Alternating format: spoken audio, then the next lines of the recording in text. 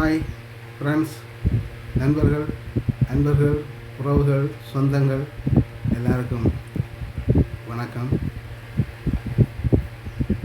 YouTube மூலமாக மீண்டும் தங்களை சந்திப்பதில் மகிழ்ச்சி அடைகிறேன். விசேஷமாக இன்றைய நாளிலே தியானத்திற்காக 4வது அதிகாரம், மத்தேயு சுவிசேஷத்துடைய 4வது அதிகாரம் 4வது வசனம். அவர் பிரதியுத்தரமாக, மனுஷன் அப்பத்தினாலே மாத்திரமல்ல, தேவனுடைய வாயிலிருந்து புறப்படுகிற ஒவ்வொரு வார்த்தையினாலும் பிழைப்பான் என்று எழுதியிருக்கிறதே என்றார். தேவனுடைய வாயிலிருந்து புறப்படுகிற ஒவ்வொரு வார்த்தையினாலும் மனிதன் பிழைப்பான் என்று எழுதியிருக்கிறதே என்றார்.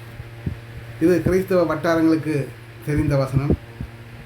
சாத்தானோடு ஆண்டவர் உரையாடிய வசனம், சாத்தானுக்கு ஆண்டவர் கொடுத்த பதில்.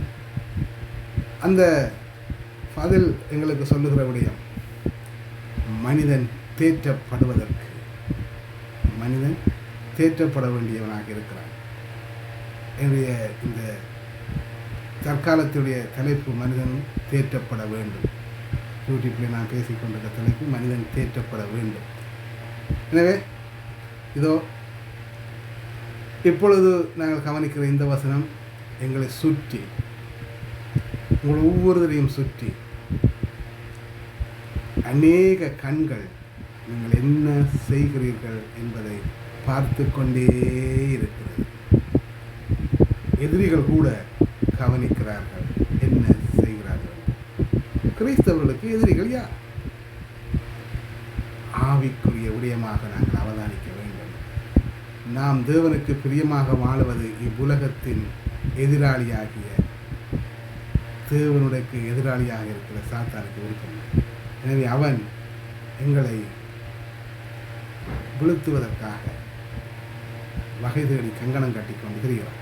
எனவே எங்களை எப்பொழுதும் சோதித்து கொண்டே இருப்பார்கள், எங்களை எப்பொழுதும் கவனித்து கொண்டே இருப்பார்கள், வாயின் வார்த்தைகளை எப்பொழுதும் அவதானித்துக் கொண்டே இருப்பார்கள் என்பதை நாம் ஒவ்வொருவரும் புரிந்து கொள்ள வேண்டியது அவசியமானதாக இருக்கிறது. எனவே எங்களுடைய வாழ்க்கையில் நாங்கள் எதற்கு முக்கியத்துவம் கொடுக்கின்றோம், எந்த காரியத்திற்கு, எந்த விடயத்திற்கு நாங்கள் எங்களுடைய வாழ்க்கையில் முக்கியத்துவம் கொடுக்கின்றோம் என்பதை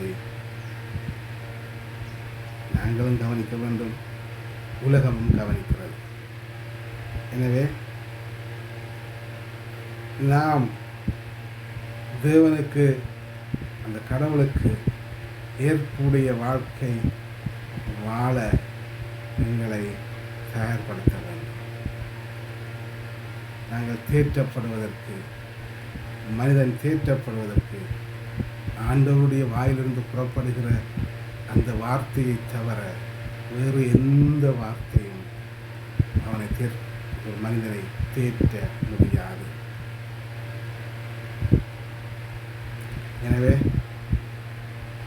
இந்த உலகத்திலே நாங்கள் வாழுகிற பொழுது, ஜீவிக்கிற பொழுது தேற்றப்பட வேண்டும் என்று சொன்னார்.